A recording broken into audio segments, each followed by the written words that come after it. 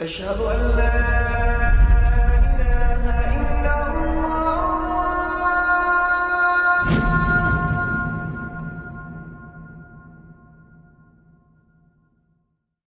রমাদান উপলক্ষে রেইনড্রপসের বিশেষ lecture series কোরআনের দোয়া। এই সিরিজে আলোচিত হবে কোরআনে বর্ণিত নবী ও নেককার বান্দাদের করা 30টি দোয়া যা গোটা দুনিয়াকে বদলে দিয়েছে।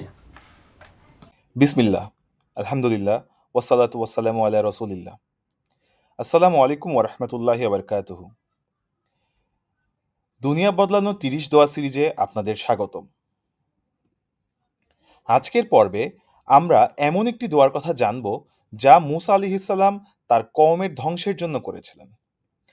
যখন ফেরাউনের পক্ষ থেকে অত্যাচার নিপীড়ন সহ্যের সীমা ছাড়িয়ে গেল, এটা পরিষ্কার হয়ে গেল যে ফেরাউন সত্যের বাণী স্বীকার করবে না।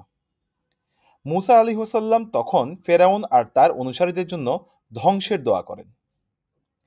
তবে তার আগে ফেরাউন বাহিনীর অত্যাচারে মিশর থেকে হিজরতের পূর্বে মূসা আলাইহিসসালাম আরেকটি দোয়া করেছিলেন, যার বর্ণনা সূরা ইউনুসে আয়াত 84 থেকে 86-তে পাওয়া যায়। وقال موسى يا قوم إن كنتم آمنتم بالله فعليه توكلوا إن كنتم مسلمين। আর মূসা বলল, হে আমার সম্প্রদায়, তোমরা যদি আল্লাহর উপরে ঈমান এনে থাকো তবে তারই উপরে ভরসা করো, যদি তোমরা ফরমাবরদার হয়ে থাকো। فقالوا على الله توكلنا ربنا لا تجعلنا فتنة للقوم الظالمين। তখন তারা বলল, আমরা আল্লাহর উপরে ভরসা করেছি, হে আমাদের পালনকর্তা, আমাদের উপরে এই জালেম কওমের শক্তি পরীক্ষা করিও না। ونجنا برحمتك من القوم الكافرين। আর আমাদেরকে অনুগ্রহ করে ছাড়িয়ে দাও এই কাফেরদের কবল থেকে। এখানে লক্ষণীয় বিষয়, আল্লাহর কাছে দোয়া করার আগে মূসা আলাইহিসসালাম তার অনুসারীদের এই কঠোর দুঃসময়ে আল্লাহর উপর তাওয়াক্কুল করার প্রতি জোর দেন, আল্লাহর প্রতি বিশ্বাস এবং আস্থা রাখতে বলেন। এবং এই বিষয়টি এতটাই গুরুত্বপূর্ণ যে তার অনুসারীগণ আবার এর প্রতি উত্তরে এই কথা স্বীকার করেন যে তারা আল্লাহর প্রতি পূর্ণ আস্থা ও বিশ্বাস স্থাপন করেছেন। মুফাসসিরগণ ব্যাখ্যা করেছেন, দোয়ার পূর্বে তাওয়াক্কুল করতে হবে। কোনো দোয়ার পূর্বে আল্লাহর উপর বিশ্বাস স্থাপন করতে হবে, আল্লাহর কাছে আত্মসমর্পণ করতে হবে এবং নিজের সাধ্য অনুযায়ী প্রয়োজনীয় পদক্ষেপ গ্রহণ করতে হবে। যদি আমরা দোয়া বাস্তবায়নের জন্য প্রয়োজনীয় এই কাজগুলো না করি, এমন দোয়ার কোনোই মূল্য নেই। এ প্রসঙ্গে প্রথম পর্বে আলোচিত বদর যুদ্ধের প্রাক্কালে রাসূল সাল্লাল্লাহু আলাইহি ওয়াসাল্লামের দোয়ার ব্যাপারে আলোকপাত করা যায়। যখন তিনি তার সাথে থাকা ৩১৩ জন বাহিনীর বিজয়ের জন্য দোয়া করছিলেন, তিনি সারা রাত আকাশের দিকে হাত তুলে দোয়াতে এমন মশগুল ছিলেন যে তার চাদর শরীর থেকে পড়ে গেলেও সেদিকে খেয়াল ছিল না। আবু বকর রাদিয়াল্লাহু তাআলা আনহু এসে রাসূল সাল্লাল্লাহু আলাইহি ওয়াসাল্লামের কাঁধে চাদর উঠিয়ে দেন।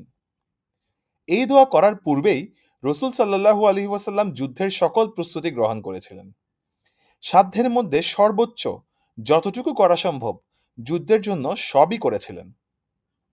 এরপরে তিনি তার 2 হাত তুলে আল্লাহর কাছে দোয়া করতে থাকেন। এভাবে তিনিও শিক্ষা দেন, দোয়া করার আগে তাওয়াক্কুলের সাথে সাথে সমস্ত প্রস্তুতি এবং প্রয়োজনীয় পদক্ষেপ গ্রহণ করে তারপর আল্লাহর নিকট দোয়া করতে হবে। তাই প্রথমে তাওয়াক্কুলের ঘোষণা দেওয়ার পর মূসা আলাইহিস সালামের অনুসারীগণ এই বিখ্যাত দোয়াটি করেন। فقالوا على الله توكلنا ربنا لا تجعلنا فتنة للقوم الظالمين ونجنا برحمتك من القوم الكافرين।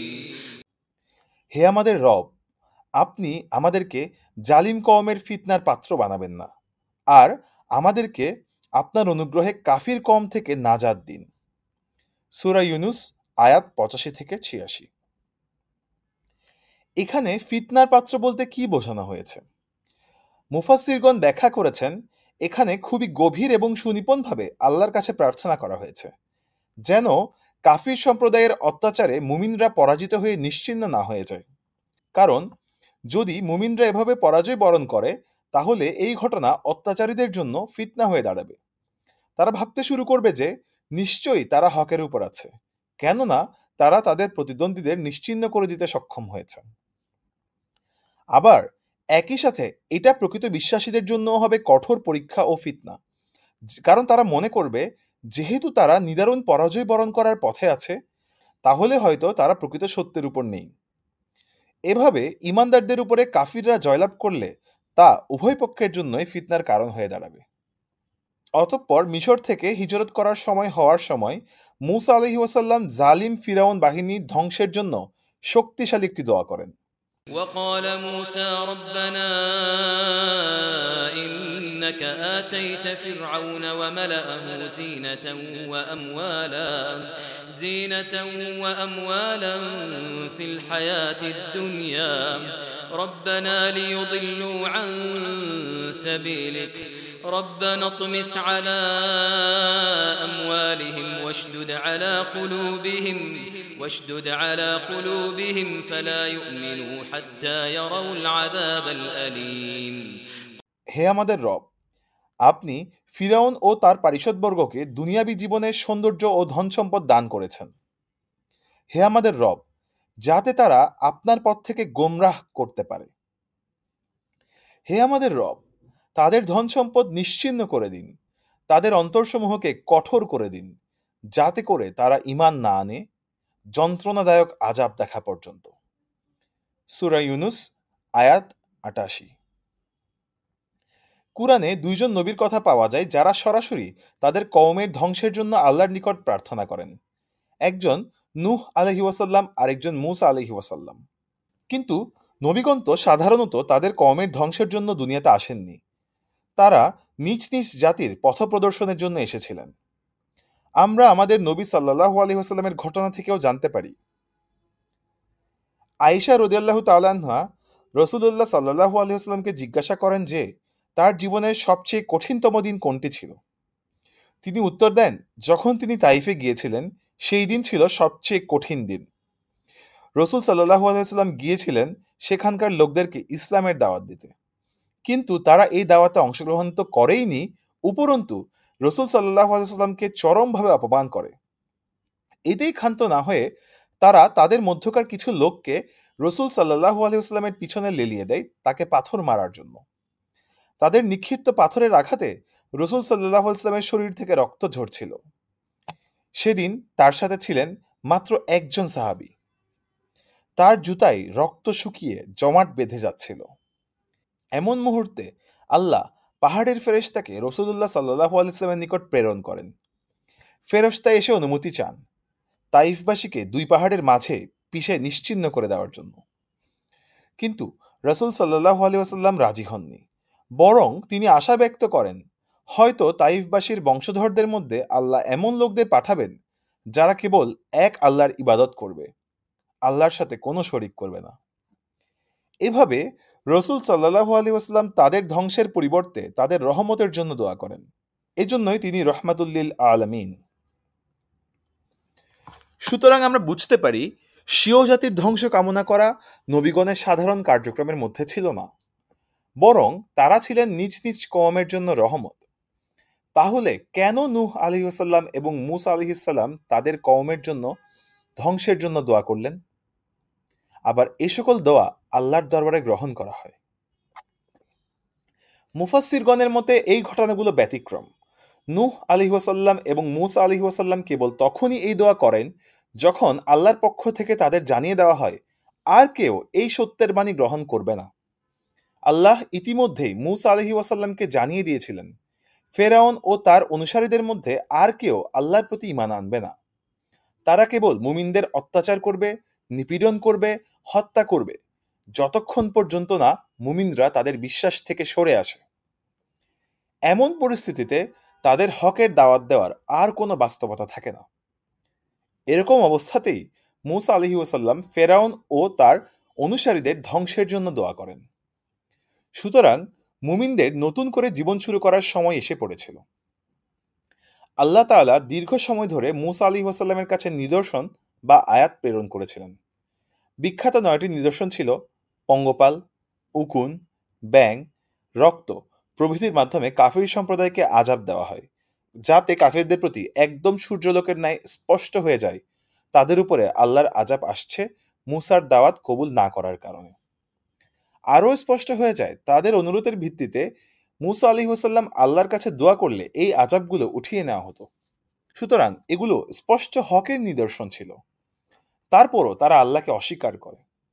তারা মুসা আলাইহিসসালামকে বারবার প্রতিজ্ঞা করে যে তাদের এই আযাবগুলো দূর হয়ে গেলে তারা আল্লাহর প্রতি বিশ্বাস স্থাপন করবে। কিন্তু যখন মুসা আলাইহিসসালাম আল্লাহর নিকট দোয়া করার মাধ্যমে এই ছোট আযাবসমূহ দূর করতেন, তারা আবার আল্লাহকে অস্বীকার করত। মুসা আলাইহিসসালামকে অপমান করত, জাদুকর বলে অপবাদ দিত। বছরের পর বছর তারা একই কাজ করতে থাকে। এত এত নিদর্শন, মুজিজা, আযাব কোনো কিছুতেই কাফেররা আল্লাহকে স্বীকার করতে রাজি হয়নি। তাই মুসা আলাইহিসসালাম তাদের ধ্বংসের জন্য দোয়া করেন। আল্লাহ মুসা আলাইহিসসালামের এই দোয়া কবুল করেন এবং বলেন, قال قد أجيبت دعوتكما فاستقيما ولا تتبعان سبيل الذين لا يعلمون।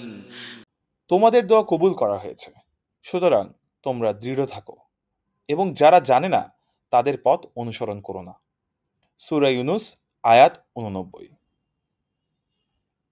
আল্লাহর এই বাণীর মাধ্যমে আমরা কি শিক্ষা নিতে পারি? দৃঢ় থাকতে বলার মাধ্যমে কি বোঝানো হয়েছে? এর মাধ্যমে আমরা বুঝতে পারি আল্লাহর প্রতি শুকরিয়া জ্ঞাপনের, কৃতজ্ঞতা পোষণের একমাত্র উপায় হলো ইস্তিকমা। আল্লাহ তাআলা মুসা আলাইহিসসালাম এবং হারুন আলাইহিসসালামকে ইস্তিকমা অর্জনের নির্দেশ দেন। আর এই ইস্তিকমাই হচ্ছে দ্বীনের প্রতি দৃঢ় থাকা। আর দ্বীনের প্রতি দৃঢ় থাকার মাধ্যমে আমরা আল্লাহর প্রতি কৃতজ্ঞতা জ্ঞাপন করতে পারি। এখান থেকে আমাদের শিক্ষা হলো, আল্লাহ যদি আমাদের দোয়া কবুল করেন, অর্থাৎ যখন বিপদ কেটে যায় তখন আমরা আবার আমাদের খেয়াল খুশি মতো চলা শুরু করব, আল্লাহর অবাধ্যতা করব। এটা কখনোই আল্লাহর নিকট পছন্দনীয় নয়। বরং আল্লাহ যে আমাদের দোয়া কবুল করেছেন, আল্লাহ আমাদের এত এত নিয়ামত দিয়েছেন, তার পরিপূর্ণ শুকর আমরা কখনোই আদায় করতে পারবো না। তবে আল্লাহ চান আমরা যেন দোয়া কবুলের পর আরও দৃঢ়ভাবে আল্লাহর দ্বীনকে আঁকড়ে ধরি। আল্লাহর প্রতি বিশ্বাসের আরও বেশি প্রতিফলন আমরা আমাদের জীবনে ঘটাই। এভাবেই আমরা আল্লাহর রহমতের শুকরিয়া জ্ঞাপন করতে পারব। আল্লাহ তাআলা আমাদেরকে সেই তৌফিক দিন। আমিন। আসসালামু আলাইকুম ওয়া রাহমাতুল্লাহি ওয়া বারাকাতুহু। রেইনড্রপস মিডিয়ার অন্যান্য প্রজেক্ট সম্পর্কে জানতে ভিজিট করুন www.raindropsmedia.org অথবা ফেসবুক পেজ www.facebook.com/raindropsmedia অথবা ইউটিউব চ্যানেল www.youtube.com/raindropsmediaorg2015